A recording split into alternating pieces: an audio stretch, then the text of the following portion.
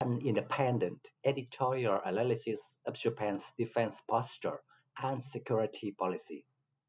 The induction of the Aegis System Equipped Vessels into the Maritime Self-Defense Force architecture represents more than a mere expansion of hull numbers.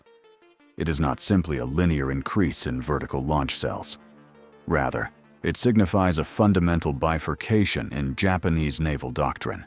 It effectively splits the fleet's surface combatant force into two distinct operational lineages.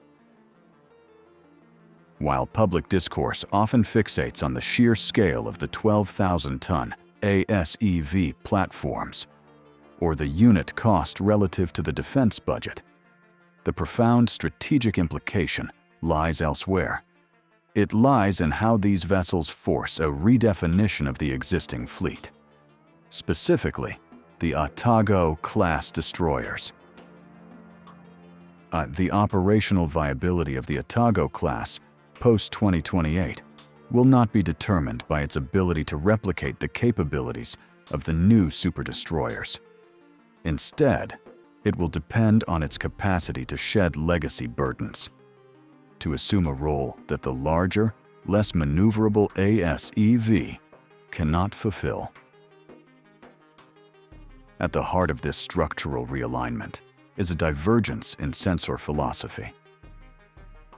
The technical disparity between the SPY-7 radar slated for the ASEV and the existing SPY-1D variant on the Atago dictates a necessary division of labor. The SPY-7, an active electronically scanned array, offers the continuous staring capability required for reliable ballistic missile defense. This is critical in an era of depressed trajectory and hypersonic threats, a task that places immense strain on the power generation and cooling resources of the passive SPY-1D system. Consequently, the arrival of the ASEV theoretically liberates the Atago-class. It frees them from the tether of ballistic missile defense watch stations in the Sea of Japan. This release is not a demotion. It is an operational unlocking. It allows the Atago hulls to transition from a localized defensive asset into a mobile instrument of power projection within the first island chain. This transition aligns seamlessly with the integration of the Tomahawk cruise missile, a program that fundamentally alters the lethality profile of the Atago-class. The allocation of fiscal resources to retrofit these vessels suggests a clear intent. Planners appear to envision the Atago not as a redundant backup to the ASEV, but as the primary carrier of Japan's counterstrike capability.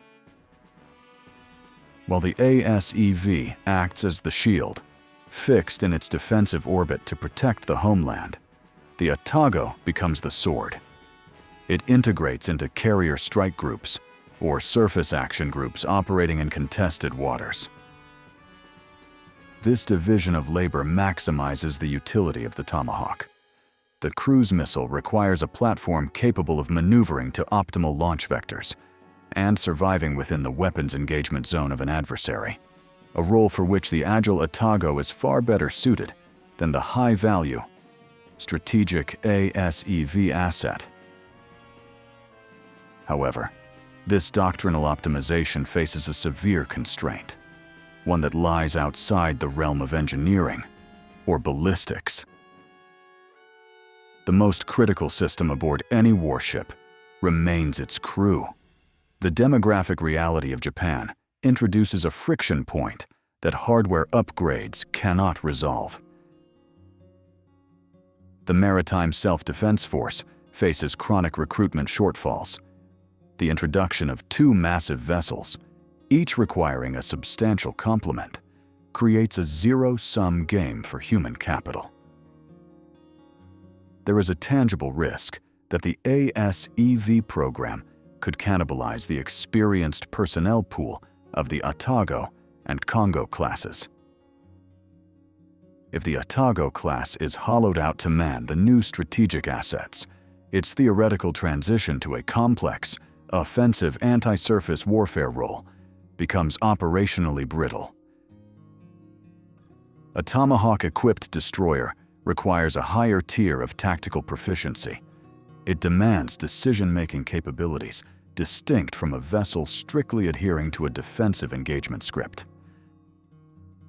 Therefore, the modernization of the Atago hardware serves little purpose if the institutional knowledge base is drained, simply to support the political priority of the ASEV. Furthermore, the financial gravity of the ASEV program exerts continuous pressure on the sustainment budgets of the legacy fleet. With a construction cost approaching $2.7 billion per hull, the ASEV consumes a disproportionate share of the naval procurement allocation. This creates a trade-off. Necessary mid-life upgrades for the Atago-class, beyond the headline-grabbing Tomahawk integration, may be deferred or de-scoped. Electronic warfare suites, anti-submarine warfare processors, and decoy systems. These are essential for a ship expected to operate closer to hostile shores. Yet, these unglamorous upgrades often fall victim to budgetary triage when mega projects overrun their estimates. If the Atago is to operate as a frontline strike platform, it requires a comprehensive survivability upgrade, not just an offensive magazine. Neglecting this balance risks sending a glass cannon into high-intensity conflict zones. From an alliance management perspective, the role of the Atago post-2028 also shifts the dynamic of interoperability with the United States Navy. Historically, Japanese Aegis destroyers were integrated into the American ballistic missile defense architecture, serving essentially as additional sensor nodes. With the ASEV assuming the heavy lifting of national missile defense, the Atago-class is likely to be pushed towards tighter integration with U.S. Navy carrier strike groups, some functioning as a high-end escort capable of cooperative engagement capability. This requires not only technical synchronization of data links, but a convergence of tactical culture. The Japanese command structure must accept the risk profile associated with deploying the Atago in offensive, forward-leaning postures alongside American counterparts, a significant departure from the risk-averse, exclusively defensive posture that characterized the ballistic missile defense era. The interplay between the ASEV and the Atago also highlights a subtle evolution in the industrial base. The shift toward indigenous integration of foreign systems places a premium on software stability. The Atago-class, operating with an older baseline, requires careful software bridging to maintain relevance within the networked fleet. If the industrial focus shifts entirely to supporting the SPY-7 architecture of the ASEV, the legacy fleet risks suffering from software obsolescence, where the physical hull remains sound, but the combat system becomes increasingly isolated from the tactical grid. Ensuring that the Atago receives continuous software iteration is as critical as the physical installation of missile canisters. Ultimately, the future of the Atago-class is not defined by obsolescence, but by specialization.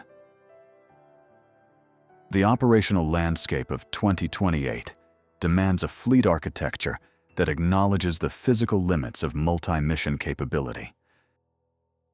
By accepting that the Atago can no longer compete with the ASEV in the domain of strategic missile defense, planners can repurpose the class to address the deficit in long-range maritime strike.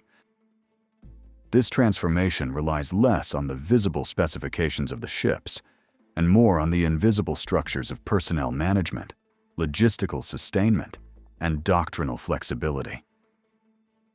The measure of success for the Ministry of Defense will not be the launch of the ASEV, but the preservation of a balanced, combat-effective fleet, where the Atago serves as a credible deterrent in the maritime domain, ensuring that the heavy investment in national defense yields a flexible fighting force, rather than a collection of disjointed, specialized assets.